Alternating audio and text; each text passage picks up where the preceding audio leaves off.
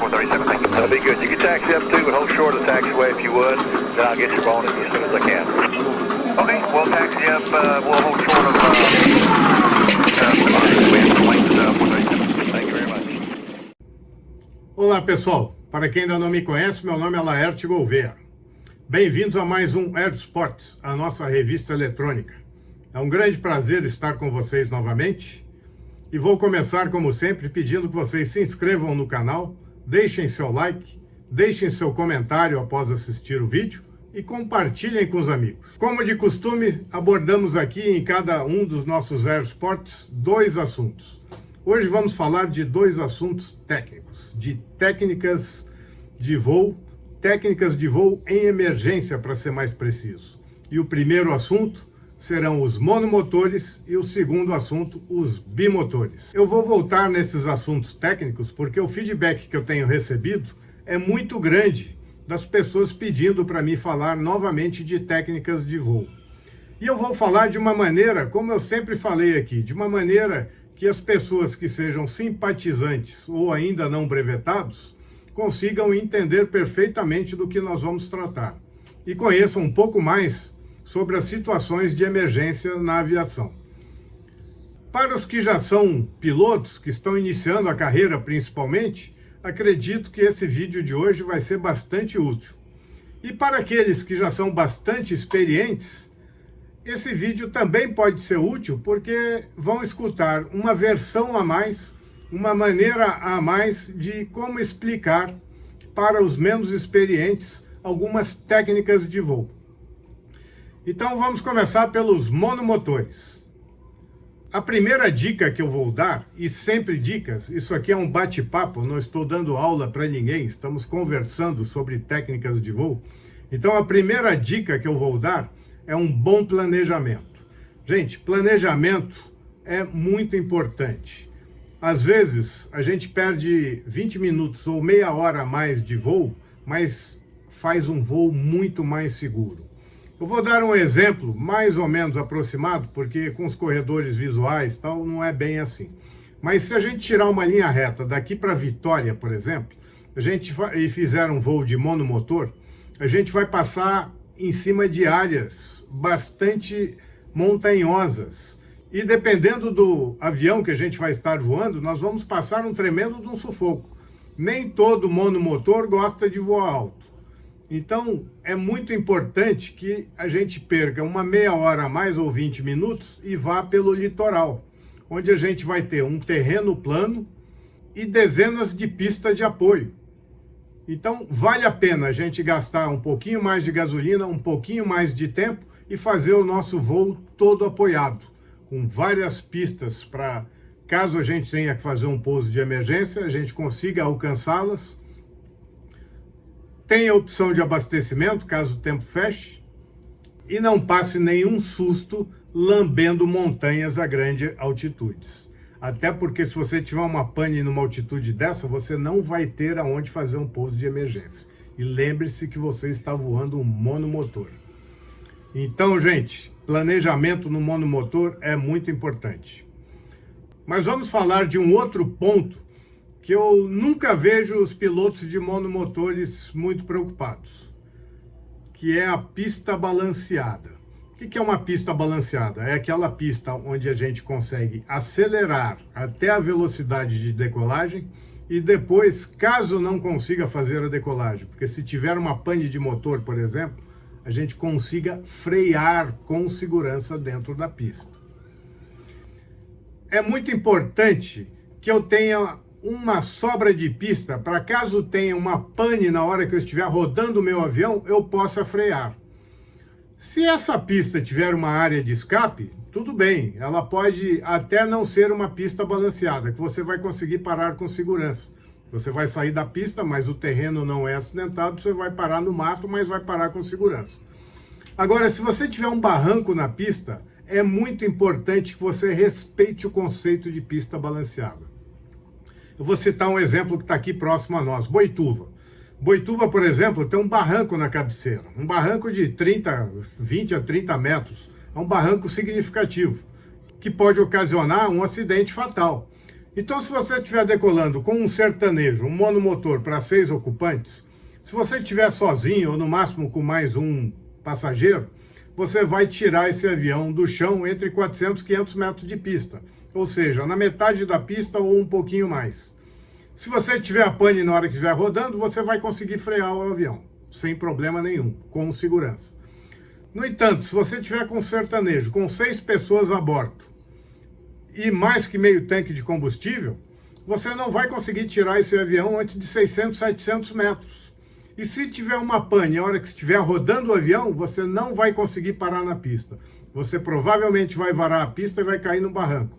Ou no mínimo vai ter que dar um cavalo de pau, vai destruir o seu avião, se der a sorte ainda de parar em cima da pista. Então é muito importante que você entenda o conceito de pista balanceada, mesmo voando monomotores. Nesse caso, era muito melhor você decolar sozinho e mandar seus passageiros para Sorocaba ou para Tatuí, uma pista próxima, onde você pode fazer uma decolagem muito mais segura numa pista balanceada. Então, gente, lembre-se disso. Pista balanceada é sempre muito bom, faz bem à saúde.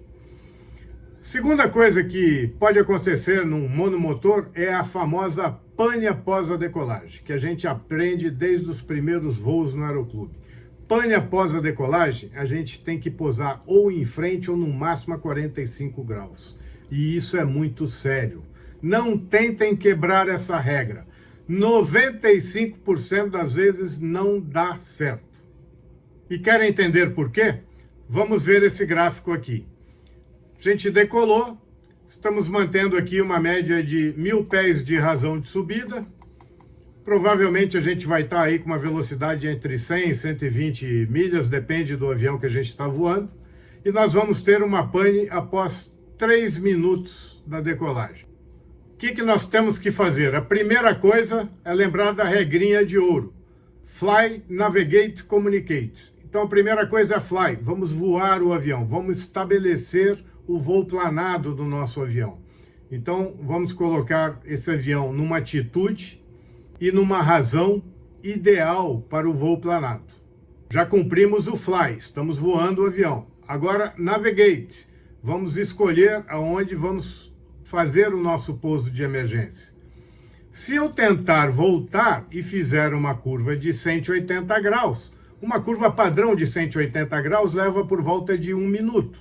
Se eu perder 1 minuto tentando voltar, eu já vou ter perdido 1/3 da minha altitude. Até porque todas as vezes que eu inicio uma curva, eu perco sustentação e tenho que aumentar a minha razão de descida.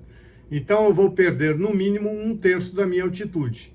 E quando eu tentar voltar para a pista, por mais que a minha razão seja até menor do que a razão que eu estava mantendo na subida, eu mesmo assim não vou conseguir atingir a pista, eu não vou chegar na pista, vou ter que fazer um pouso de emergência antes. Ao passo que se eu tivesse ido em frente, com no máximo 45 graus, eu teria muito mais tempo para escolher o local e planejar o meu pouso de emergência. E eu nunca vou conseguir voltar, porque a altitude que eu perdi na curva vai comprometer a distância necessária para que eu atinja a pista novamente. E aí alguns vão falar, Gouveia, mas eu já vi gente voltar, já ouvi casos de pessoas que voltaram, eu também já.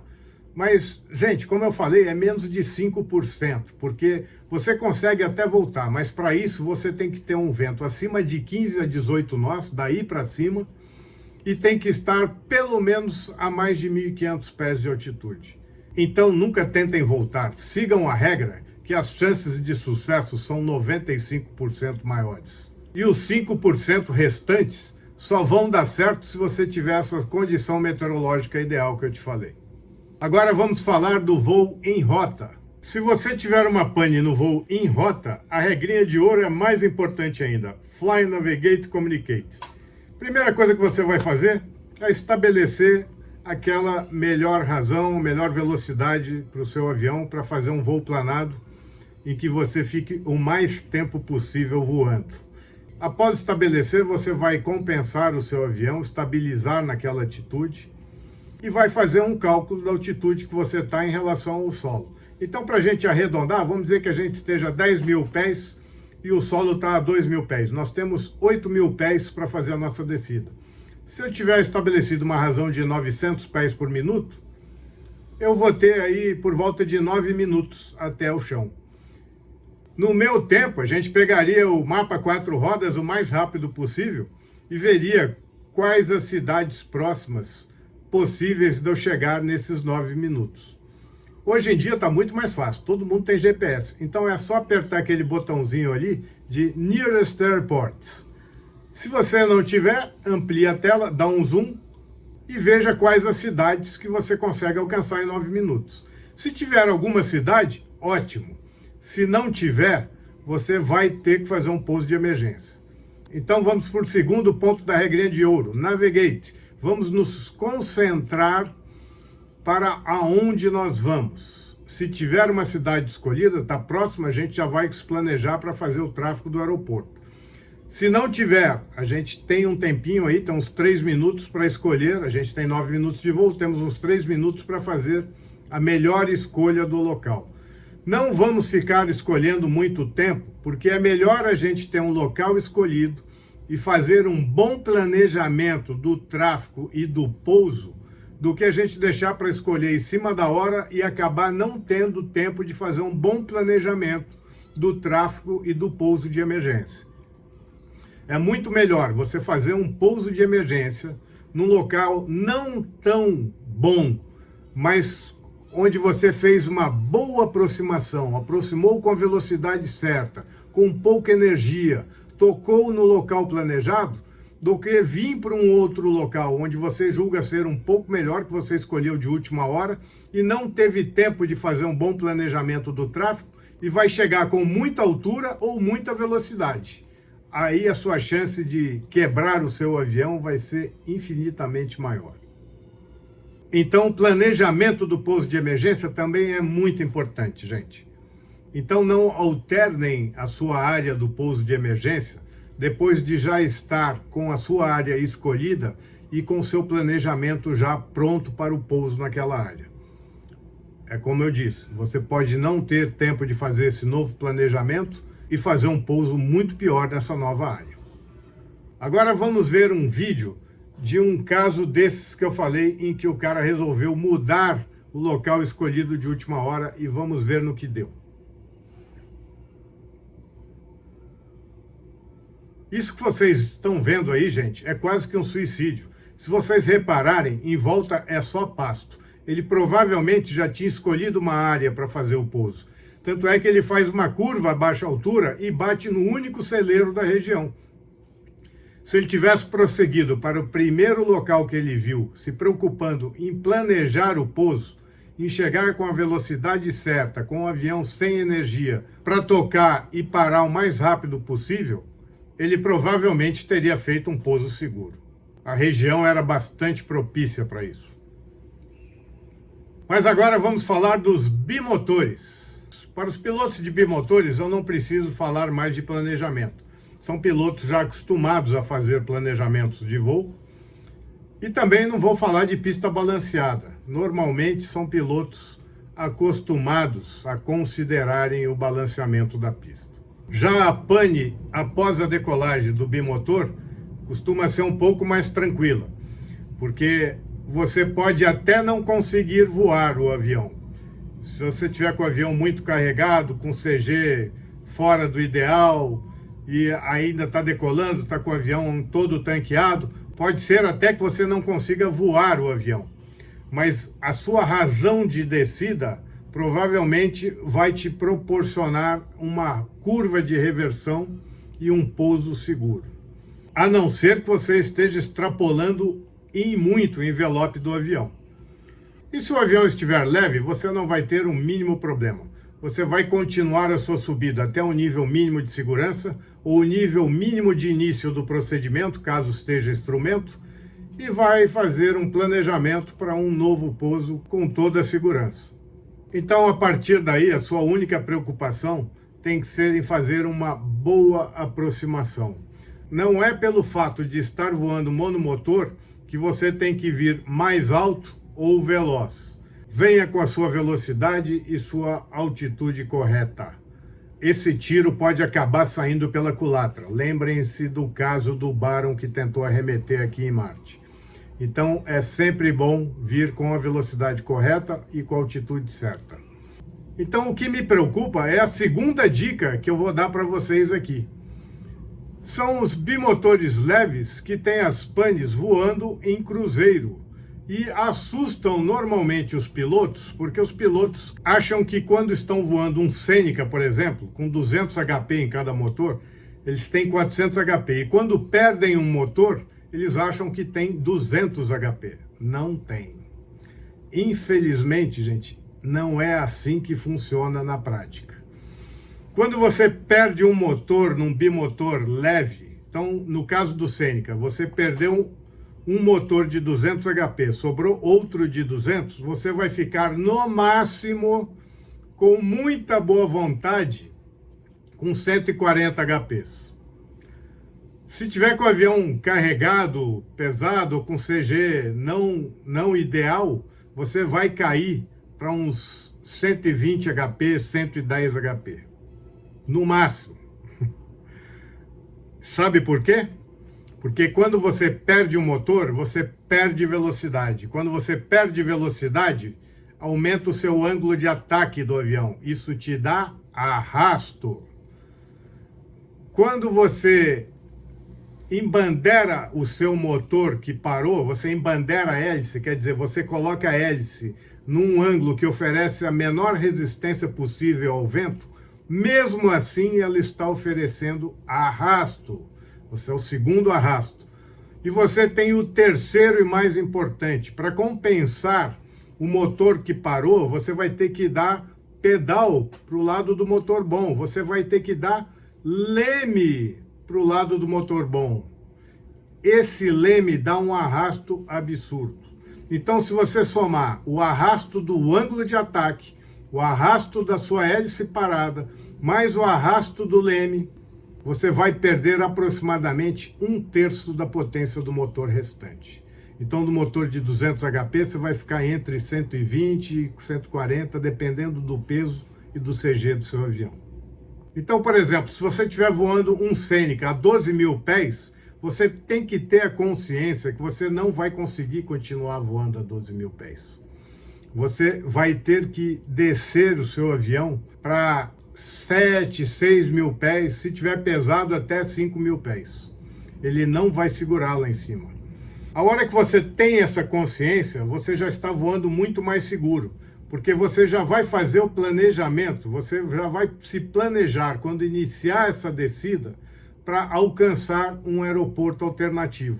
Você não vai esperar chegar lá embaixo para ir pensar para onde vai ou tentar chegar no seu aeroporto de destino, ou no aeroporto alternativo até. Você já vai estar navegando para ele desde lá de cima. Então vou mostrar para vocês agora uma tabela que vocês vão ficar impressionados. Olhem quanto cada avião desses perde de potência no caso de um monomotor. Observem. Olha só, gente, num Barron 58, que a gente consegue manter uma razão aí de quase 1.700 pés por minuto, essa razão cai para menos de 400 pés por minuto. Fica em 382. É uma perda de 80,7%. Num Queen Air, que a gente consegue manter uma razão bimotora com 1.275 pés por minuto, essa razão cai para 210 pés por minuto. Ou seja, a gente perde 83,5% de potência. Num Cessna 310, que a gente pode manter quase 1.500 pés de razão, cai para 327 pés. Ou seja, a gente perde 78,13% de potência. Um Cessna 340, a gente sobe com 1.500, cai para 250, 83,33% de potência de perda. Um Piper Azteca, 1.490 pés de subida, cai para 240. A gente perde 83,89, quase 84% de potência. Num Navajo, a gente perde 83,45% de potência. Num Navajo pressurizado, mais ainda, 86,21% de potência. E num Seneca, que é um avião que todo mundo conhece aí, muita gente voa, perde 89,78% de potência. Voando com os dois motores, a gente subiria com 1.860 pés por minuto. Quando perdemos um motor, isso cai para 190 pés por minuto, ou seja, menos que 200 pés por minuto. Mas muita gente também pode me falar, poxa, eu já tive monomotor e o avião não deteriorou dessa forma. É porque você não teve o monomotor no seu motor crítico. Aí o quadro é um pouquinho melhor. Eu tenho certeza que aqueles pilotos mais experientes já estão cansados de saber o que significa motor crítico. Mas para você que é simpatizante ou que está começando, eu tenho certeza que essa explicação vai ser muito valiosa. Então vamos para a nossa primeira ilustração. Aqui nós estamos vendo um bimotor num voo nivelado com a velocidade e o CG ideal, ou seja, com o ângulo de ataque ideal. E ele no ângulo de ataque ideal tem a hélice que está subindo de cada motor, pegando o vento relativo no mesmo ângulo da hélice que está descendo. Então vocês veem aqui que as 4 hélices estão com a mesma tração, porque o avião está pegando o vento relativo no melhor ângulo possível. Vento relativo é aquele que vem no sentido contrário ao deslocamento do avião. Agora, nessa nova ilustração, nós estamos vendo o nosso bimotor num voo ascendente. Então, no voo ascendente, o vento relativo favorece a hélice que está descendo. A hélice que está subindo tem menos tração do que a hélice que está descendo. E por que que isso acontece? Nós podemos entender nessa outra ilustração. Reparem que no desenho da esquerda, nós temos o avião nivelado, com a hélice que está subindo, pegando o vento relativo no mesmo ângulo da hélice que está descendo. Então nós temos trações iguais em ambas as hélices. Já no desenho da direita, temos o exemplo do motor num voo ascendente, com a hélice que está subindo num ângulo diferente da hélice que está descendo. A gente pode reparar aqui que o ângulo da hélice ascendente, da hélice que está subindo, a hélice esquerda, é muito menor em relação ao vento relativo do que o ângulo da hélice que está descendo, que pega o vento relativo com um ângulo maior. Então a gente tem muito mais tração na nossa hélice direita, no voo ascendente, do que na nossa hélice esquerda. Então agora estamos vendo o que acontece durante o voo ascendente. As hélices ascendentes, porque ambos motores estão voando no sentido horário, têm menos tração do que as hélices descendentes, que devido ao ângulo conseguem cavar mais ar do que a hélice ascendente. Agora estamos vendo o que acontece quando a gente perde o motor direito. A gente vai perder, consequentemente, velocidade, fazendo com que o nosso avião aumente o ângulo de ataque, e isso vai fazer com que a nossa hélice descendente do motor esquerdo fique com mais tração do que a hélice direita do nosso motor esquerdo. Mas como o nosso ponto de tração está na nossa hélice direita, a gente vai ter um fator P menor e, consequentemente, vamos ter que usar menos leme. Reparem que o leme aqui está com uma pouca deflexão para compensar a pane do motor direito. Entretanto, aqui nós temos um outro quadro. A gente tem uma pane no motor esquerdo. Então, o nosso motor direito vai ter muito mais tração na hélice que está descendo do que a hélice que está subindo. E por que que essa diferença de tração aqui é maior? Porque a nossa velocidade vai ser menor e o nosso avião vai estar com ângulo de ataque maior. Por quê? Porque eu vou precisar de mais leme para compensar essa perda do motor esquerdo. Por que que eu vou precisar de mais leme? Porque reparem que o nosso centro de tração agora está na hélice direita do nosso motor direito. Nosso centro de tração está muito mais distante do eixo do nosso avião. Então, o nosso fator P passa a ser maior, nos obrigando a dar mais pedal, consequentemente, mais arrasto, aumentando o nosso ângulo de ataque. Fator P é essa distância do ponto de tração para o eixo do avião. Por isso, então, chamamos o motor esquerdo das aeronaves que têm motores que giram no sentido horário de motor crítico. Exatamente porque quando a gente perde o motor direito, a gente dá uma menor deflexão de leme e a gente tem um menor arrasto. Enquanto que quando a gente perde o motor esquerdo, o motor crítico, a gente tem uma maior deflexão de leme e um maior arrasto devido ao fator P aumentado. E para encerrar o programa de hoje, nós vamos falar um pouco mais agora de VMC e VMCA, que a gente já falou lá atrás, mas eu falei rapidamente de VMC. A VMC é a velocidade mínima de controle do avião. Então, se eu reduzir os dois motores, eu vou ter uma velocidade de stall.